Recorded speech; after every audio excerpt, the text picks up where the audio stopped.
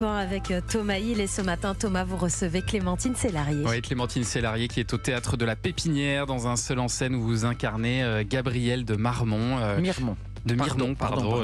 Non, vous avez raison de me corriger. Gabrielle de Mirmont, une femme issue de l'aristocratie catholique qui vénère son fils comme son Dieu, un fils qui devient prêtre, et puis visiblement c'est le plus beau cadeau qu'il pouvait lui faire d'ailleurs en devenant prêtre. On la sent très heureuse. La question c'est même pas posée pour elle en fait. Elle a une telle foi, cette femme, mais elle n'est pas extrême. Hein. Elle a une foi absolument infinie et très pure. Moi, je l'aime beaucoup, cette femme. Ouais. Je peux pas ne pas l'aimer, de toute façon, sinon... tout est dans le paradoxe, en fait. C'est-à-dire son fils, dès qu'elle l'a conçu, parce qu'elle parle de ça, elle dit, est-ce que les mères se souviennent-elles de l'instant où elles ont conçu leurs enfants? Elle se souvient de cet instant, du déclic, ce truc... et elle savait que c'était un fils. Elle s'est dit, c'est un fils, je sais, et ce sera le fils de Dieu. C'est bon. Ça. Donc c'est quand même, c'est un sacré, c'est une sacrée charge, on va dire aussi, pour lui et tout ça. Et elle s'en rend compte petit à petit. Elle est dans un lieu clos. Je m'adresse aux gens, à l'univers, quoi. Et elle raconte toute cette histoire, ce drame qu'elle a vécu et qu'elle a que quelque part, dont elle se sent coupable. Quoi. Son fils devient... En fait, elle découvre que son fils est un monstre parce que elle découvre que son fils, donc celui qu'elle appelle désormais mon père d'ailleurs, a violé des enfants. Et là, c'est tout son monde qui s'écroule. C'est tout ce en quoi elle a toujours cru, en fait. Oui, et puis qu'est-ce qu'elle fait? Qu'est-ce qu'on fait face à ça Donc ça, c'est vraiment... extrêmement excessif, quoi, mais c'est ça que j'aimais. Moi, j'aime les paradoxes comme ça dans l'humanité de quelqu'un, dans son âme, de savoir comment. Et puis c'est une femme très courageuse parce que elle est forte, et en même temps elle est complètement brisée. Enfin, elle est craquelée Mais donc c'est ça qui est intéressant, c'est tout son parcours, Effectivement très courageuse. Moi aussi j'ai trouvé qu'elle avait beaucoup de courage, cette femme, parce qu'elle se confronte d'abord à l'une des victimes de son fils, Adrien, et puis elle se confronte à son fils aussi. Elle reste pas dans le déni, quoi. Voilà. Oui. Et que je fais, moi, parce que comme je suis toute seule, je deviens... elle devient son fils. Comme elle se souvient de tout ça, elle se souvient de son fils, elle se souvient de comment il était. En plus, quand elle s'en souvient, elle sait que c'est un monstre, mais elle a ce souvenir merveilleux de lui. Et puis, Adrien, c'est la victime de son fils. Et c'est chouette d'incarner les autres personnages. Parce que, mais à travers elle, hein, c'est pas moi qui les incarne, c'est elle. Mais c'est chouette parce que du coup, ça donne, je pense, ça lui donne une espèce d'humanité comme ça, puisqu'elle se met dans la tête de ceux que la elle est victime surtout de son prête fils. à tout entendre.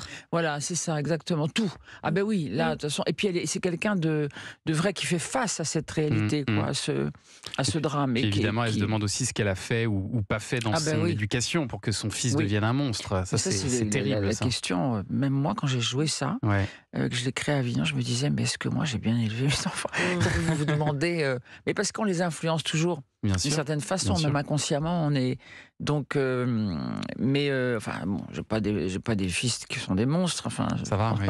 Non, mais c'est vrai que c'est une question qu'on se pose tous, profonde, parce qu'en plus, cette femme, elle voulait le bien. Elle ne voulait que le bien, que la beauté, que la pureté, mais à un tel point. Mais surtout, il y a un truc, c'est que.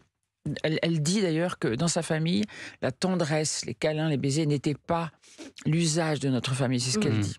Et ça, c'est un vrai problème. C'est pour ça, quand son fils se fait ordiner, je crois que c'est ça qu'on dit, dans les ordinations, qui devient prêtre, elle l'appelle mon père, et lui demande, lui dit, mais mère, je suis votre fils, et elle veut pas, parce que pour elle, c'est la première gifle que je lui donne, c'est quand je l'appelle mon père. Mais il y a une question, quand on est parent et qu'on vient vous voir, il y a une question qui revient souvent en vous regardant, c'est jusqu'où on est responsable en tant que parent des actes de nos enfants. Qu'est-ce qui peut justifier tout ce qu'on a fait, même en sortant de la salle, on se pose encore la question. Et en tout cas, vous, Clémentine Célarié, j'ai trouvé que vous aviez aussi beaucoup de courage chaque soir d'interpréter ce texte assis, parce que c'est plein d'émotions, et puis vous pleurez beaucoup sur scène. Je me suis demandé d'ailleurs de brontosaure. Voilà. Je me suis demandé comment vous arrivez à faire ça tous les soirs. Mais alors, je n'ai aucun courage déjà, mais vraiment, sincèrement, je n'ai pas de courage. C'est la passion qui me guide, ce qui m'a toujours guidée. De toute façon, c'est un choix. Moi, je suis tombée amoureuse de ce roman que je conseille à tout le monde. Je suis la membre du bourreau. C'est un roman de David Lelailo qui est un roman absolument incroyable et qui est vraiment un cœur ouvert d'une femme et de tous ces personnages. Donc, j'ai pas de courage parce que j'ai eu un coup de foudre.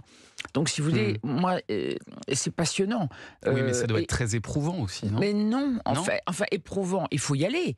Il faut donner beaucoup de soi. Mais moi, c'est ça que je veux faire. C'est comme ça. Ne pas donner, pour moi, c'est être mort. Enfin, j'ai besoin de ça. Vous voyez, ça me fait du bien, en fait. Ça me vide, mais ça me nourrit en même temps. Ça me nettoie, parce que d'abord, c'est le monde qui me fait, je trouve, il faut être courageux face au monde en ce moment, à tout ce qui se passe.